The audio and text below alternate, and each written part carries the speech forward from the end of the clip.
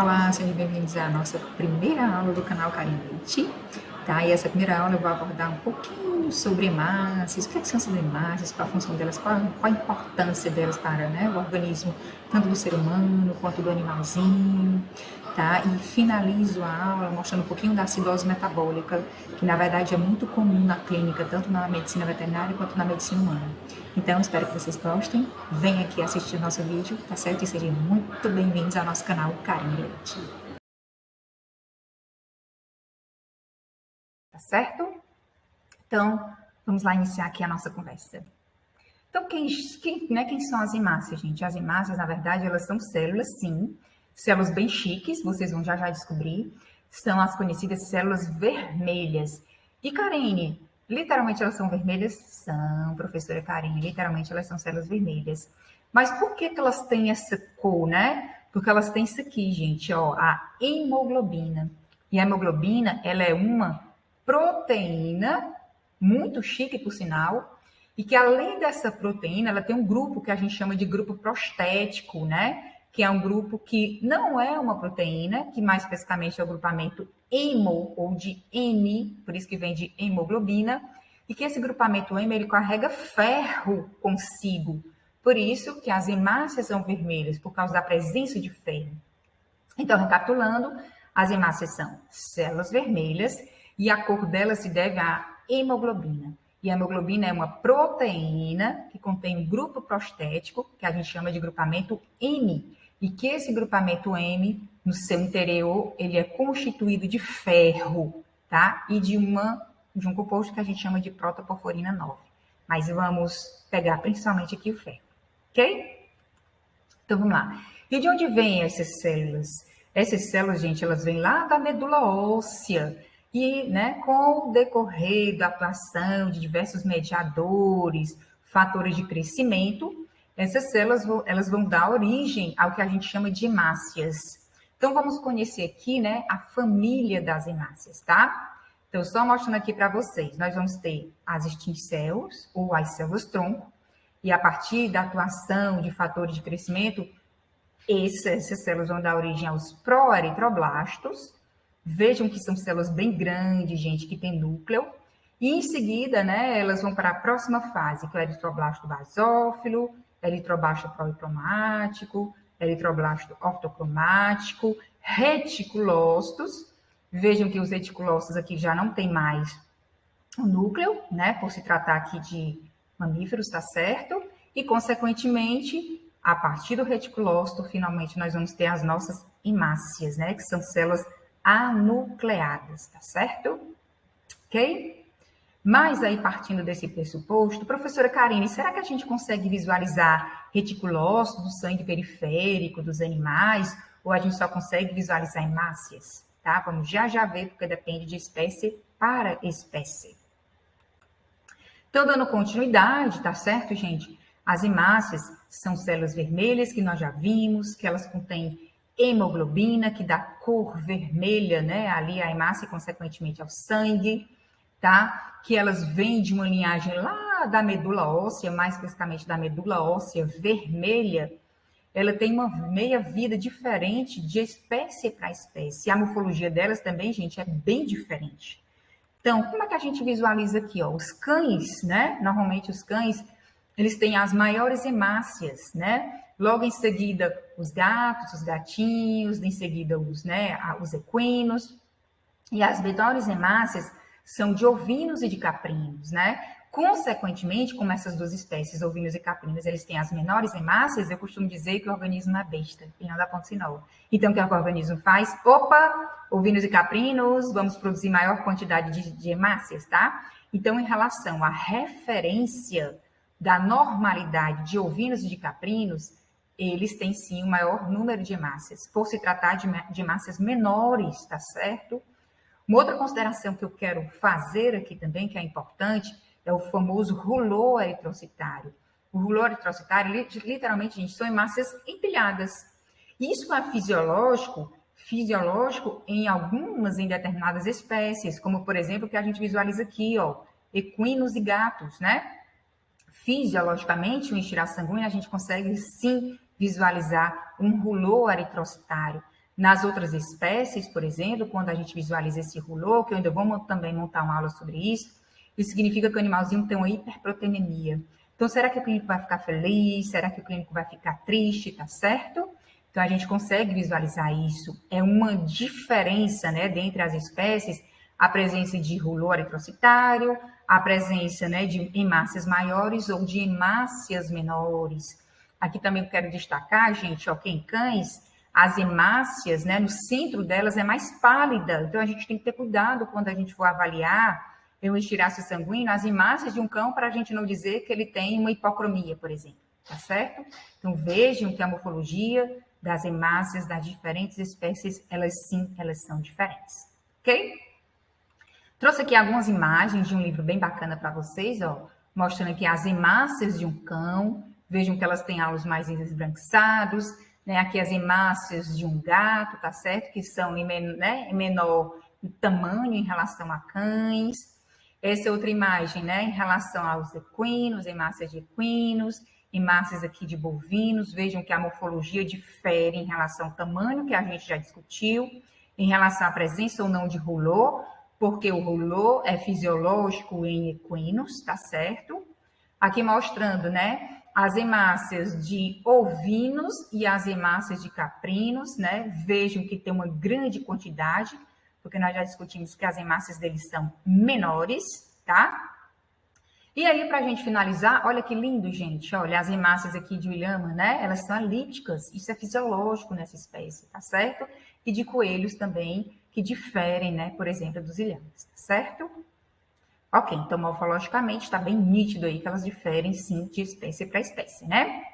E aí, fica com aquele negócio na cabeça. Ah, professora Karine, você falou que as hemácias são células vermelhas, que têm hemoglobina, que elas morfologicamente elas diferem de espécie para espécie. Como é que é a estrutura delas, né? Lembrando que as hemácias, elas têm hemoglobina. Então, a hemácia, gente, ela é chiquérrima, como eu disse para vocês anteriormente. Por quê? Porque a hemácia, ela tem hemoglobina, que é uma proteína, né? Uma proteína que tem um grupo prostético que a gente chama de grupamento N.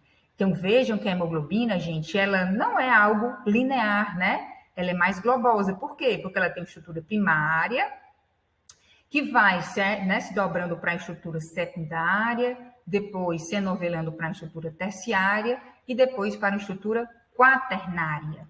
E aqui eu chamo a atenção de vocês, não sei se vocês conseguem visualizar essas estruturas que eu estou passando aqui o mouse, né? Isso é exatamente o grupamento ferro.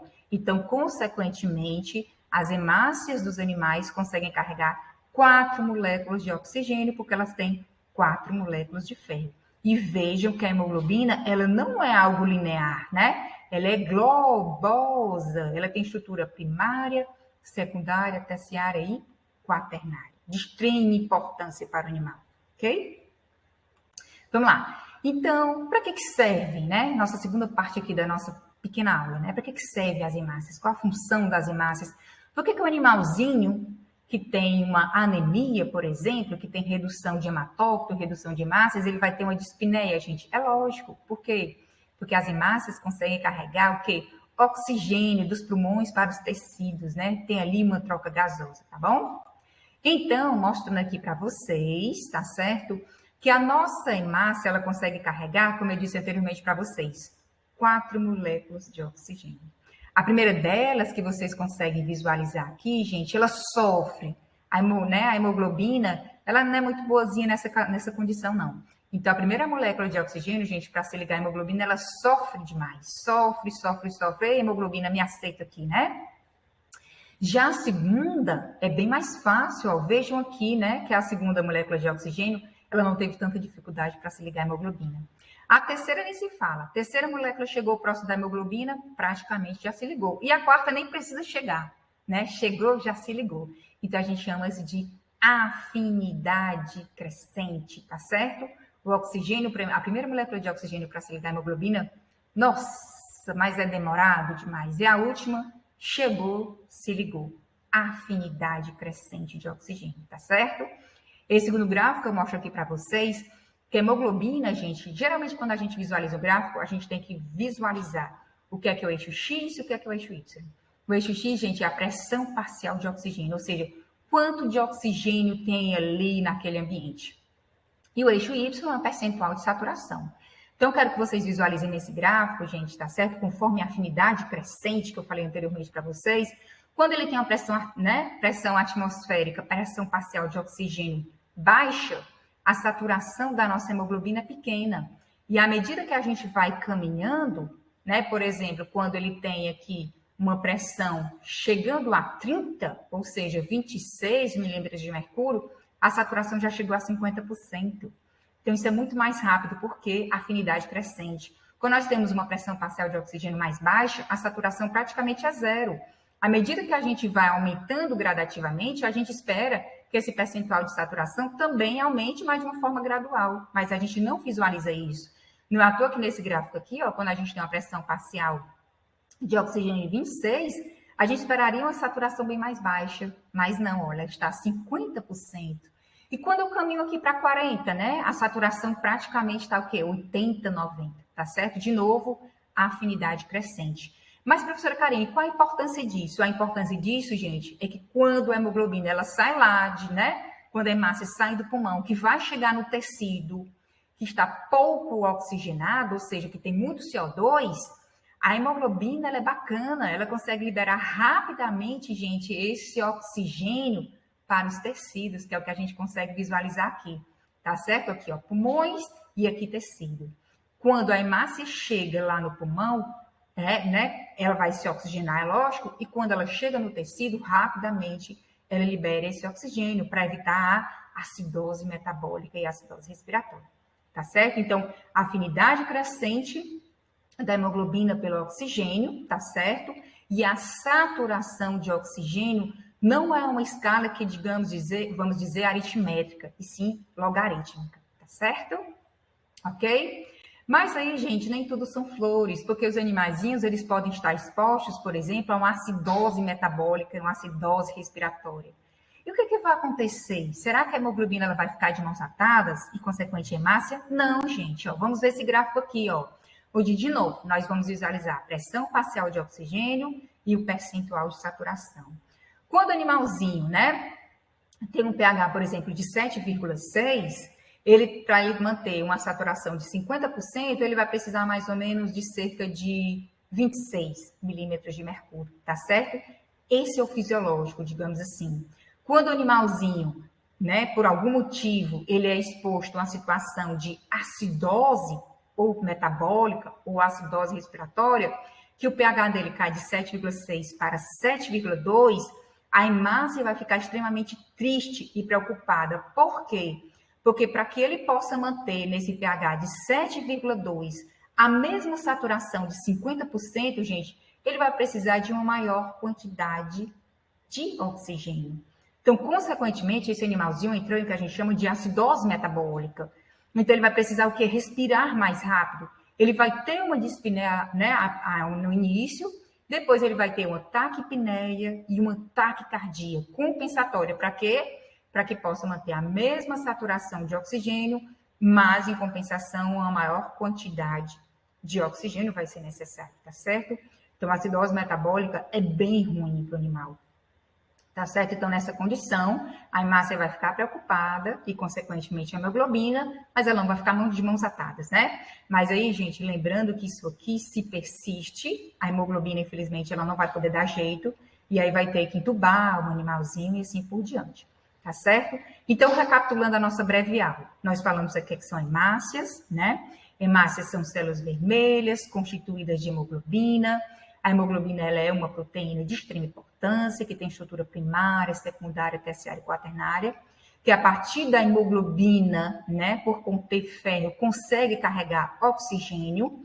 Essa afinidade ela é crescente, não é por acaso, porque quando a hemácia sai lá do pulmão, que vai para o tecido, que no tecido tem pequena quantidade de oxigênio, ele consegue liberar mais rapidamente esse oxigênio. Tá certo? Então, não é por acaso, a hemácia é de extrema importância, sim.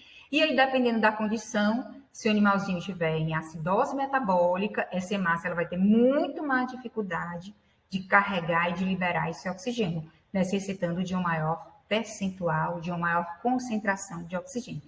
Tá certo? Então, finalizamos aqui a nossa aula, agradeço a atenção. E fiquem no aguardo das próximas aulas, tá certo? Que eu vou falar sobre células do sistema imunológico, leucócitos, a importância, tá certo? Então, sejam bem-vindos novamente e eu espero que vocês tenham gostado da minha breve aula.